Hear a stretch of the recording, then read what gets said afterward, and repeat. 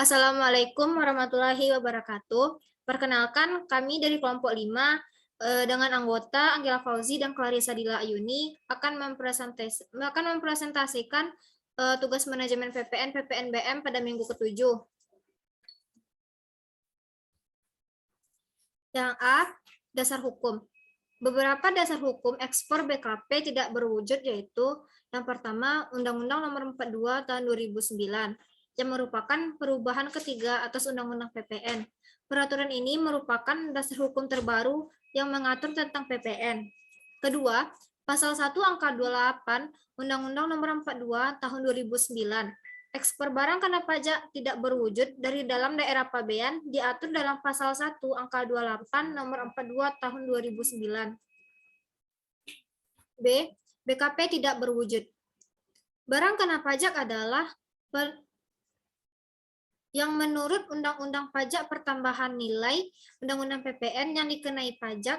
Barang yang kena pajak terdiri atas dua, yaitu barang kena pajak berwujud dan barang kena pajak tidak berwujud. Barang kena pajak tidak berwujud merupakan barang yang tidak dikenakan pajak pertambahan nilai atau PPN. Barang kena pajak tidak berwujud merupakan salah satu objek pajak yang dikenakan tarif PPN bagi pengusaha yang mengekspor barang dan jasa kena pajak tidak berwujud dengan tarif 0% seperti yang tertulis pada pasal 2 ayat 7. Yang tertulis pada pasal 7 ayat 2. Beberapa barang yang termasuk barang kena pajak tidak berwujud yaitu pertama, hak cipta di segala bidang kesusastraan, karya ilmiah, serta kesenian. Yang kedua, peralatan komersial, ilmiah, dan industrial.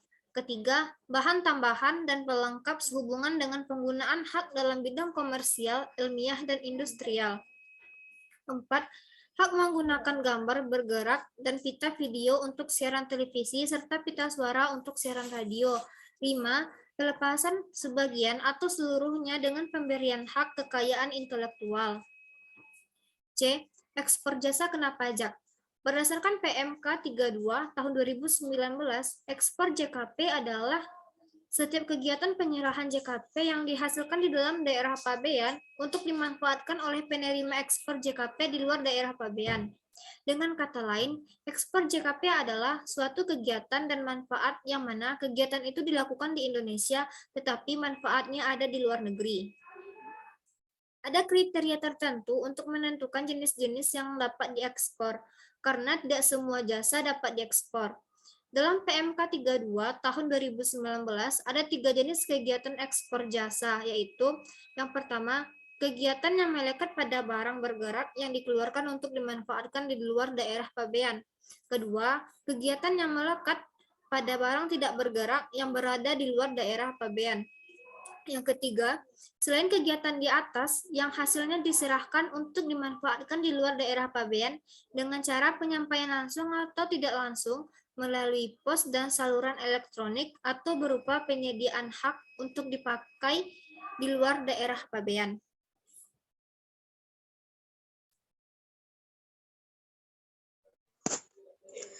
D. Saat dan tempat terutang pajak.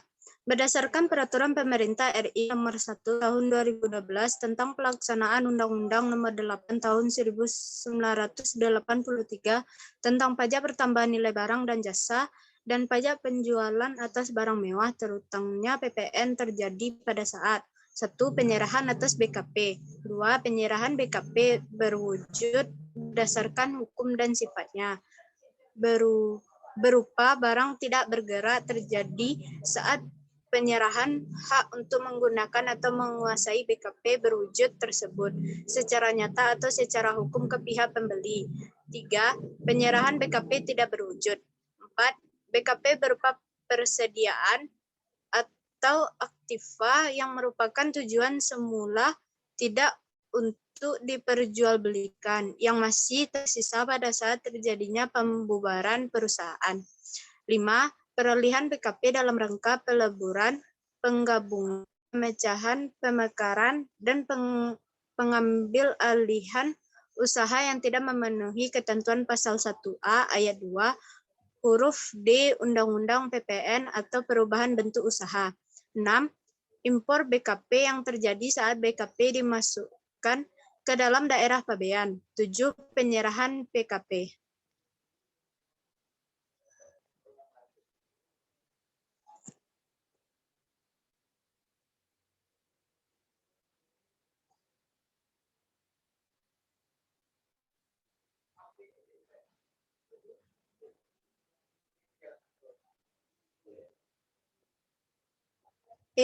Dasar pengenaan pajak.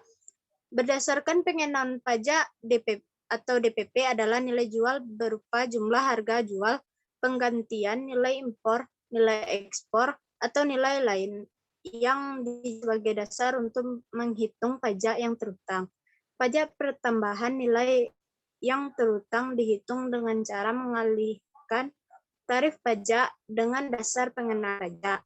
Jenis-jenis dan tarif dasar pengenaan pajak.